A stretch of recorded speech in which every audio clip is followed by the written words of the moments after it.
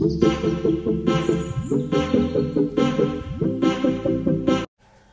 दोस्तों, मैं अमरदीप कादियान। नमस्ते, प्रणाम, सलाम वालेकुम, सत श्री अकाल, जय मसीह की, राम राम जी, जय माता की।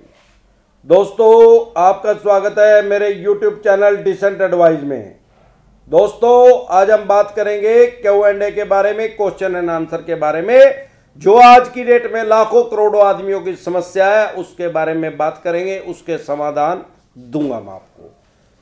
सबसे पहले सोनू गुप्ता, सर जी मेरा होम लोन है और 3 क्रेडिट कार्ड, मैंने किसी तरह 2 मंथ देरी से होम लोन का EMI दे रहा हूं 20,000 पर क्रेडिट कार्ड का नहीं दे पा रहा हूं, बहुत दिक्कत में हूं, रोज के फोन से परेशान हो रहा हूं, मुझे क्या करना चाहिए? भाई साहब, आपसे 3 क्रेडिट कार्ड की पेमेंट नहीं की जा रही है, आपका एक होम लोन है, उसको आप 2 महीने लेट करके भर रहे हैं, और ये जो परेशान कर रहे हैं इनका तो काम ही हुई है। इनके खिलाफ तो भाई साहब, अगर आपको ये गाली गलौज कर रहे हैं तो इनसे इनकी भाषा में ही बात करो, इनसे डरे ना, घबराए ना, जितना आप डरेंगे उतने ज्यादा आपको डराएंगे। बस इनके खिलाफ तो आंदोलन करना पड़ेगा। भारत सरकार अगर इनको हटाए, मैं तो यही समझता हूं कि आज की डेट में सबसे बड़ी समस्या ये 99% चवन्नी छाप रिकवरी एजेंट है। इन्होंने लोगों का खून चूस रखा है, इनको हटाया जाए, क्योंकि चाणक्य जी 3000 साल पहले कह गए हैं कि चिंता चिता के समान है। मतलब चिता तो यहां बिंदु है, एक बार जलना पड़ेगा ना, मरने के बाद जलेंगे ना। ये तो जिंदे जला रहे हैं, चिंता कर रहे हैं, आदमी को चिंता में डाल रहे हैं। इसकी वजह से देश में सैकड़ों आत्महत्याएं हो रही हैं और हजारों लाखों आदमी आत्महत्या करने के कगार पे पहुंच गए हैं। ये लोगों को ऐसा फील करवा रहे हैं कि वो कोई चोर डाकू लुटेरे हैं। तो आप इनसे घबराइए ना, इनका डट के मुकाबला करिए।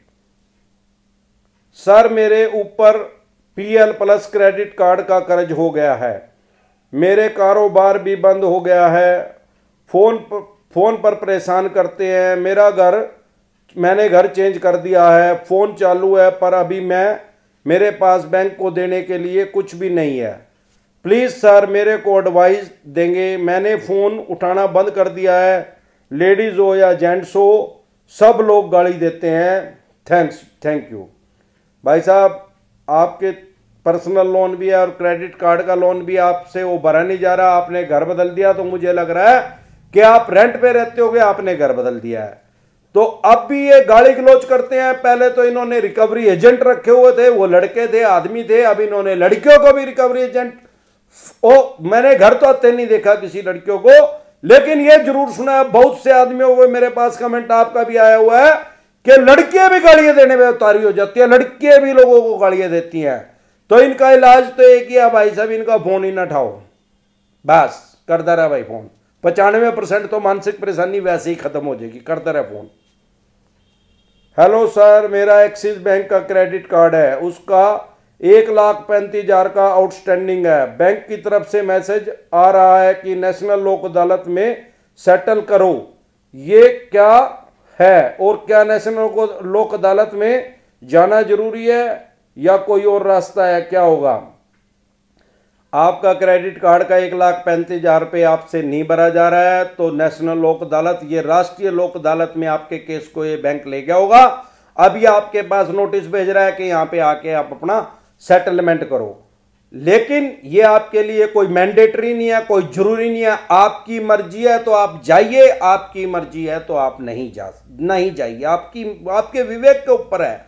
हाँ, अगर मेरा तो ये सुझाव है, आपको सेटलमेंट नहीं करनी चाहिए, अपने लोन की EMI बनवा लेनी चाहिए इसकी क्रेडिट कार्ड की, और इनको पे कर देना चाहिए, ताकि फ्यूचर में आपका सिबिल स्कोर भी सही रहे और आपकी फाइनेंशियल डेथ भी ना होए कोई, क्योंकि फिर कोई बाद में आपको बैंक और NBFC कंपनी कोई भी लोन नहीं देगी।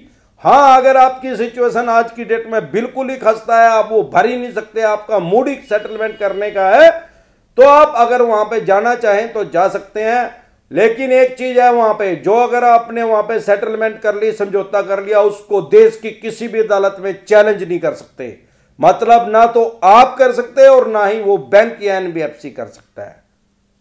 138 बंद है भाई, 138 बंद नहीं है, 138 का मतलब है चेक को बाउंस करवाना। 138 नेगोशिएबल इंस्ट्रूमेंट एक्ट है, वो आपके ऊपर लग जाएगा। लेकिन अभी ये आपके ऊपर कोर्ट में केस दायर नहीं कर सकते क्योंकि माननीय सुप्रीम कोर्ट की तरफ से एनपीए पर रोक लगी हुई है।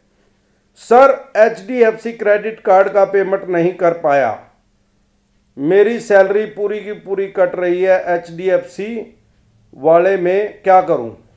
भाई साहब, ये मैंने पहली बार सुना है जिंदगी के अंदर कि आपकी 100% सैलरी कट रही है। मैंने आज तक 100% सैलरी किसी की नहीं कटती देखी। हाँ, इनके पास एक आर्बिट्रेट नाम का एक इनका ऑफिसर होता है, वो आर्बिट्रेशन कर सकता है आपकी। वो बैंक या एनबीएफसी कंपनी में सब में होता है। वो आपको जहां भी आप काम करते हैं, जिस भी कंपनी में करते हैं, कोई सरकारी नौकरी भी इवन करते हैं, तो वो उनको आदेश दे सकते हैं कि इनकी 50% सैलरी काट के इस बैंक या एनबीएफसी कंपनी को दी जाए। लेकिन 100% मैंने आज तक कभी किसी की कटती नहीं देखी। अगर आपकी कट रही है तो मुझे लग रहा है कि शायद आप इसी बैंक में ही काम करते होंगे। आप दोबारा से अपना कमेंट करिए। जितना मुझे समझ में आया मैंने उसका 100% सही जवाब दे दिया है। इसके अलावा कोई भी और किसी भी तरह की दिक्कत परेशानी हो तो आप मुझे कमेंट करें, मैं उसका जवाब दे दूंगा। जवाब तुरंत आ जाता है, कुछ टाइम के बाद आ जाता है। अगर आपकी छोटी समस्या होती है, अगर आपकी बहुत बड़ी समस्या होती है, वही समस्या लाखों आदमियों के साथ फेस आ रही है, बहुत ज्यादा उसी टॉपिक में कमेंट आते हैं, तो मैं उसको अपनी वीडियो के अंदर ले लेता हूं। सर जी, बिना एनपीए मेरे लोन को सेटलमेंट नहीं कर सकता हूं क्या? भाई साहब, लोन सेटलमेंट वैसे तो करना नहीं चाहिए, लेकिन आप करना ही चाहते हो तो आप कर सकते हैं। लेकिन अगर आप खुद से ही सेटलमेंट के लिए उनको फोन करेंगे तो बहुत चांस है कि वो सेटलमेंट नहीं करेंगे। करेंगे भी तो बहुत कम पैसों की छोड़ करेंगे। अगर आपको सेटलमेंट करना है तो आप चुप रहिए, वो खुद से फोन करेंगे। जब वो फोन करेंगे तो मैंने 20 से 80% के बीच में लोगों का सेटलमेंट होते देखा है। हेलो सर, मेरा एक लोन है होम क्रेडिट से, मेरे हालात पतली हो गई है अभी और फोन कर करके परेशान कर रहे हैं, क्या करूं? मुझे 2-3 मंथ का टाइम चाहिए। भाई साहब, सबसे पहले तो आप अपना फोन बंद कर लो। 95% तो मानसिक परेशानी तभी खत्म हो जाएगी। दूसरी बात, आपके पास पैसे नहीं है तो आप दोगे कहां से?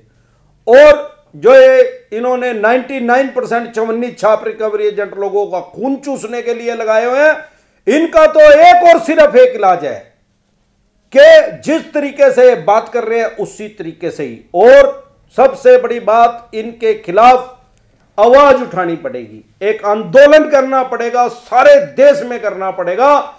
मैं इस मुहिम का हिस्सा बनने वाला हूं। मैंने ऑनलाइन कैंपेन चला दी है। मैं एक प्रोटेस्ट करूंगा।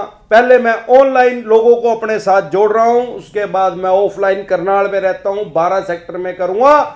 तो आप अगर यहां आसपास रहते हैं तो आप उस प्रोटेस्ट में हिस्सा ले सकते हैं। हम भारत सरकार से रिक्वेस्ट करते हैं, अरदास करते हैं कि रिजर्व बैंक को आदेश दिए जाएं और रिजर्व बैंक सभी बैंक और एनबीएफसी कंपनी को आदेश दे कि ये रिकवरी एजेंटों को हटाओ, बीच में से रिकवरी एजेंटों को भेजना बंद करो, क्योंकि ये रिजर्व बैंक की जो मास्टर गाइडलाइंस है उसके अकॉर्डिंग काम नहीं कर रहे, बिल्कुल उसको तोड़ रहे हैं। इनको हटाओ। ठीक है, बैंक ने पैसा लेना है भाई, केस कर दे भाई। अरे केस से इतनी मानसिक परेशानी नहीं है, इन्होंने तो खून चूस रखा केस में। तो यार 4-5 साल में जाकर डिसीजन आवेगा और सिविल का केस होगा, कोई कत्ल थोड़ी कर दिया। तो इनके खिलाफ जब तक लोग संगठित नहीं होंगे, ये ऐसे ही अपने पद का दुरुपयोग करते रहेंगे। ये करोड़ों आदमियों को परेशान कर रहे हैं। उन करोड़ों आदमियों में से अगर लाखों आदमियों ने भी आवाज उठा दी तो मैं ये समझता हूं कि मेरा ये वीडियो आज नहीं तो कल किसी या किसी मंत्री के पास भी जाएगा और हमारे प्रधानमंत्री महोदय के पास भी, मोदी साहब के पास भी जा सकता है। तो जब तक लेकिन हम संगठित नहीं होंगे तो एक आदमी की आवाज को कोई सुनने वाला नहीं है। सब संगठित होंगे तो हमारी आवाज 100% सुनी जाएगी। आप मेरे साथ जुड़ने के लिए मेरी फेसबुक आईडी है अमरदीप कादियान के नाम से, फेसबुक मेरा पेज है डिसेंट एडवाइस के नाम से, और मेरा यूट्यूब चैनल जो आप देख रहे हैं डिसेंट एडवाइस के नाम से ही यूट्यूब चैनल है। इन सभी प्लेटफॉर्मों के पे आके आप मेरे साथ जुड़िए। पहले मेरी ऑनलाइन मैं इसको ताकत को बढ़ाऊंगा, उसके बाद ऑफलाइन हम इसको आंदोलन को शुरू करेंगे। जब तक हम इसको शुरू नहीं करेंगे, क्योंकि मां भी बच्चे को दूध तब पिलाती है जब उसको वो रोता है उस मां को लगता है कि ये भूखा है। जब तक आप अपनी आवाज नहीं उठाएंगे तो कोई कुछ नहीं करने वाला है।